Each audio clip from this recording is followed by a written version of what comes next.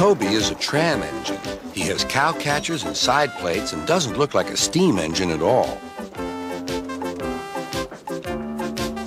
He takes freight cars from farms and villages to the main line and is cheerful to everyone he meets.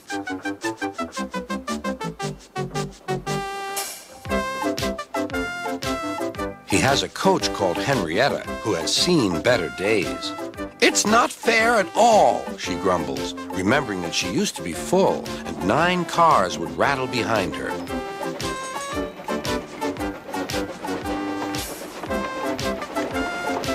Now there are only 3 or 4, for the farms and factories send their goods mostly by truck.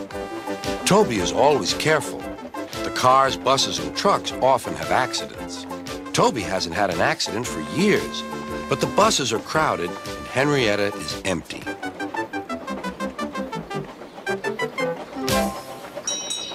A lady and a stout gentleman stood on Toby's platform. He was, of course, Sir Topham Hatt, but Toby didn't know this yet. "Come on, grandfather," cried the children. "Do look at this engine." "That's a tram engine, Stephen," said Sir Topham Hatt. "Is it electric?" asked Bridget. "Whoosh!"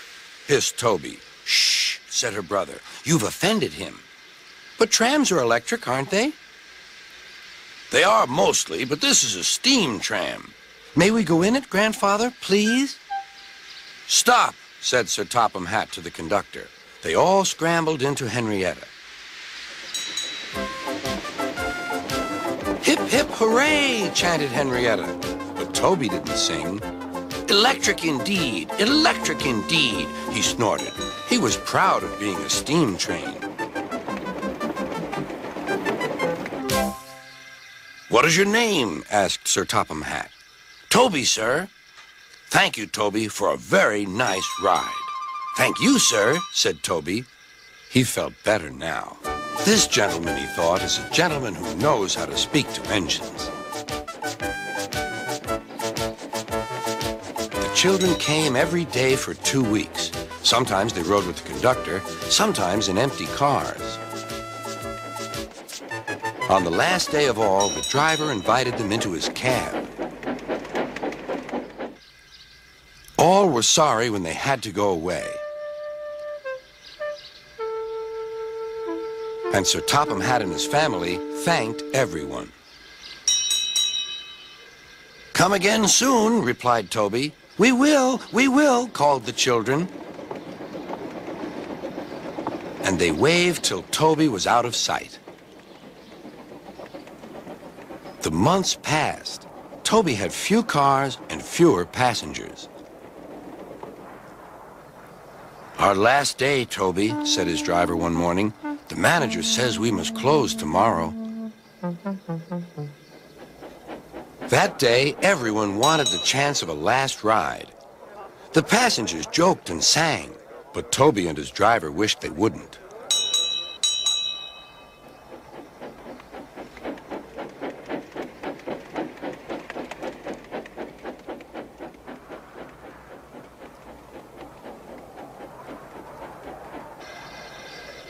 "Goodbye, Toby," said the passengers afterwards. "We're sorry your line is closing down." "So am I," said Toby. Nobody wants me, Toby thought, and went unhappily to sleep. Next morning, the shed was flung open, and old Toby woke with a start to see his driver waving a piece of paper at him. "Wake up, Toby," he shouted excitedly. "The mail has just arrived, and there is a letter for us from the stout gentleman. Maybe it's good news."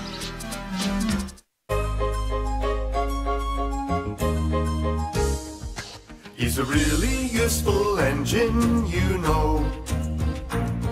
All the other engines, they'll tell you so.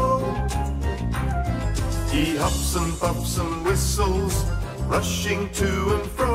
He's the really useful engine we adore. He's the one, he's the one.